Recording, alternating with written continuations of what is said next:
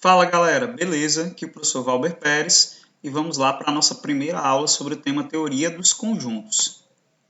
Então, um conjunto, pessoal, é um conceito fundamental em todos os âmbitos da matemática. Intuitivamente, um conjunto é sinônimo de agrupamento, coleção, classe, etc. Tá? Entende-se por um conjunto como sendo uma coleção de objetos, beleza? Elemento. Os objetos que constituem determinado conjunto são chamados elementos do conjunto. Então, galera, conjunto e elementos são conceitos primitivos, beleza? Aqueles que a gente não tem uma definição formal do que é, a gente tem uma ideia do que seja, tá? Então, conjunto, quando a gente fala de conjunto, a gente vem dessa ideia de coleção de objetos, uma coleção de brinquedos, uma coleção de revistas, uma coleção de estátuas, né? Uma coleção de arte, tá? Então são conjuntos isso, tudo bem? E os elementos, né? São cada objeto que pertencem a essa coleção, a esse conjunto, tá? Então você aluno do ensino médio provavelmente já estudou o conjunto dos números naturais, o conjunto dos números inteiros, o conjunto dos números reais, tá? E a gente pode agrupar, pode falar de conjuntos, assim, citar vários exemplos, né? O conjunto dos torcedores de um time A, conjunto dos torcedores do time B, tá? O conjunto dos alunos do primeiro ano, o conjunto dos alunos do segundo ano, tá certo? Então, cada aluno dessa sala, por exemplo, do primeiro ano, vai ser um objeto, vai ser um elemento desse conjunto. A relação entre elemento e conjunto é chamada de relação de pertinência. Um elemento ele pertence ao conjunto ou o elemento ele não pertence ao conjunto. Então, exemplo, eu tenho aqui o conjunto A, 1, 2, 3, 4, 5 e 6. O 1, ele pertence ao conjunto A. O 1, ele é um elemento aqui, ó, do conjunto A, ele está no conjunto A. Tudo bem? Já o 7, ele não pertence ao conjunto A, ó. O 7, ele não faz parte do conjunto A. E aí, galera, um conjunto é nomeado por uma letra maiúscula do alfabeto, certo? Então vai ser, a gente vai ser muito comum a gente ver aqui o conjunto nomeado pela letra A, Azão, Bzão, Czão, ok? Tranquilo? Conjunto B dos dias da semana. Ora, pessoal, quinta pertence a esse conjunto B, porque quinta é um dia da semana.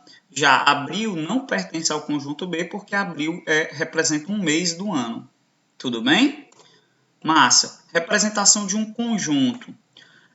A gente pode representar um conjunto por enumeração, ou seja, a gente pode escrever os elementos desse conjunto ou alguns elementos desse conjunto de tal forma que a gente entenda quem são esses elementos, tá? Então, exemplo, o conjunto A dos números primos menores do que 10, tá certo? Então, esse aqui é um conjunto finito, ou seja, que tem um número finito de elementos, né? A gente tem conjuntos que são infinitos, ou seja, tem infinitos elementos, tem vários elementos, e a gente não vai conseguir, obviamente, escrever todos, tá certo?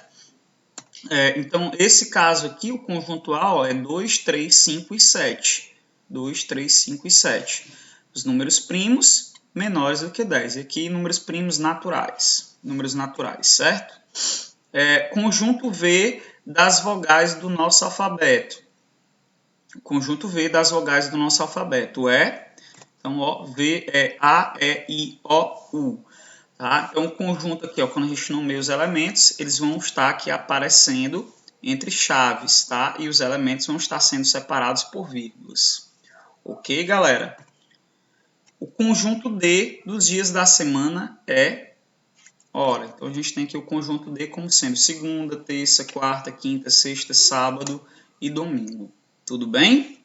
Massa, galerinha.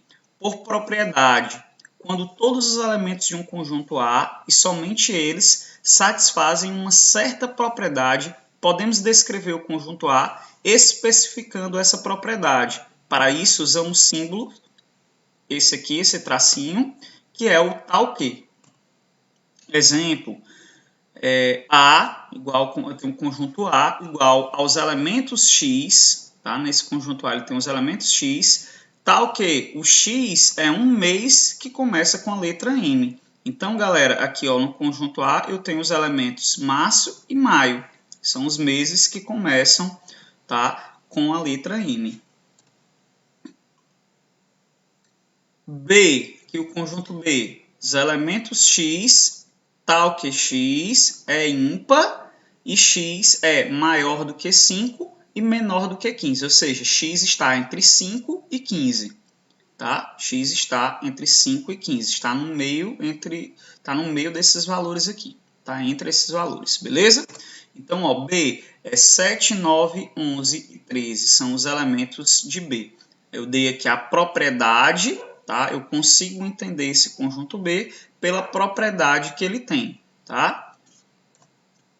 Então, C, X, os elementos X, tal que X é um aluno do primeiro ano do... Tá? Então, você aí que é aluno do primeiro ano, por exemplo, é aluno do primeiro ano do Colégio Henrique Jorge, né, que são o colégio em que eu ensino. Os alunos do primeiro ano do Colégio Otávio de Farias, tá, que é outro colégio que eu dou aula, tá bom? Então, eu tenho um conjunto referente a esses alunos, né? A propriedade é pertencer ao primeiro ano dessa escola, tá? Ok, galera? Beleza. E por diagrama, para a visualização geométrica dos conjuntos, usam-se os chamados diagramas de Venn, tá ok? Então aqui ó, eu tenho três conjuntos aqui representados em diagramas. Eu tenho o conjunto A com os elementos x, 2, 1 e 2. Eu tenho o conjunto B, que tem os seguintes elementos, ó, 2, 1, y e 3. Tenho o conjunto C, que tem os seguintes elementos, ó, 2, 1, 3 e z. Tá bom? Aí aqui ó, nota que o 1 ele pertence a esses três conjuntos, tanto ao A como ao B como ao C. Tá? O 2 e o 1 eles pertencem ao conjunto A e pertencem ao conjunto B. Certo?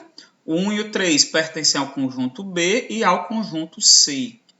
O 2 e o 1 pertencem ao conjunto A e ao conjunto C também, tá certo? Sendo que o 1 ele pertence aos três conjuntos. Tá bom? Então aqui eu representei esse conjunto por esses diagramas, tá certo? Então aqui, galera, ó, representando o conjunto das vogais V por um diagrama, tem-se a figura a seguir. V igual a E, I, O, U. Então tá aqui os elementos desse conjunto representados num diagrama de Venn. Tudo bem? Então é isso aí, galera. Até a nossa próxima aula.